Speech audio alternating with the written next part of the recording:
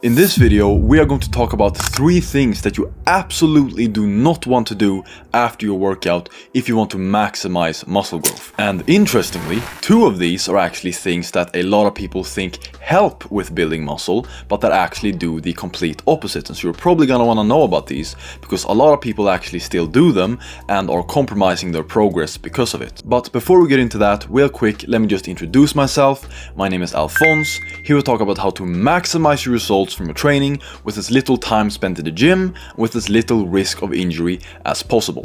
As you can see, I'm far from the biggest guy giving fitness advice on YouTube, but I'm an absolute super mega nerd when it comes to everything about exercise, and I've been completely obsessed with it ever since I was 14. And so if you're humble enough to listen to someone like me, who absolutely isn't, very huge, then I could definitely help you out and give you some advice and help you to avoid having to spin your wheels, making little to no progress like I first did when I first started training and knew nothing about this stuff. But anyways, the first thing that you want to avoid after your workout in order to maximize muscle growth is actually something that I was quite surprised about when I heard that people actually do this.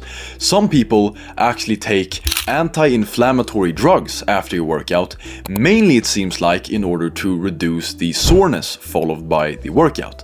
And yes, this will work. Anti-inflammatory drugs is going to reduce the soreness that you're going to get following the workout because it is going to reduce inflammation. But the problem is that we don't want to reduce inflammation because the inflammation followed by a workout is actually good inflammation. It's inflammation that is part of the recovery and repair process. And while taking anti-inflammatory drugs after a workout or during the days following a workout might help to reduce the soreness, like I said, it is going to do this at the expense of your gains because reducing that inflammation is going to blunt that muscle growth process. But anyways, moving on to number 2, which is cold exposure. Things like ice baths, cryo chambers, and potentially even things like cold showers are things that we want to avoid after a workout and in the days following a workout. Why? Well, because all of these things do the same things that anti-inflammatory drugs do.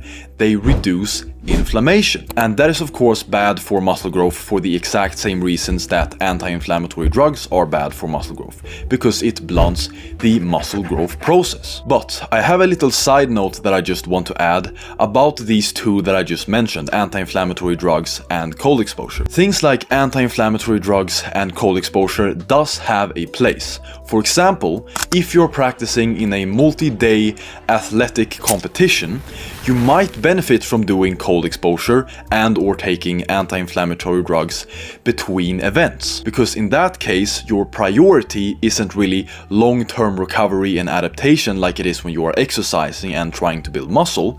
It is more short-term performance, and the short-term benefits to performance that doing cold exposure and or taking anti-inflammatory drugs in between events is going to give you in this situation outweighs the negative effects it has on long-term recovery and adaptation. And so in this context it does have use. But again, if you're trying to optimize recovery and adaptation from your workouts in order to build muscle optimally, then you want to avoid these things. Moving on to the last and third point, which is saunas. Now, this is one that I think a significant amount of people actually will be surprised about hearing, but let me explain it this way. Your muscles are almost 80% water, and during a workout you are losing water, mainly through your sweating mechanism in order to, cool down your body.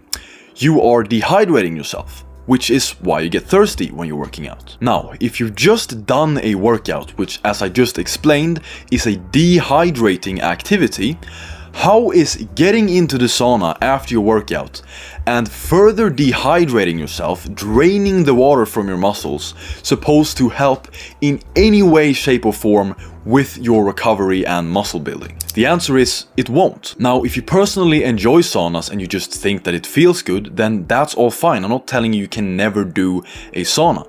I enjoy saunas from time to time and I think it feels good, but I don't do it to boost my recovery because I know that it won't do that. But if you're someone who doesn't enjoy saunas and you don't think that they feel good, then you really don't have to do them, because again, they're not going to boost your recovery and help you to build muscle in any way at all. Also, another way to look at it is that saunas, like I said, are going to dehydrate you, and your body doesn't like to be dehydrated, and so a sauna is a stress on the body.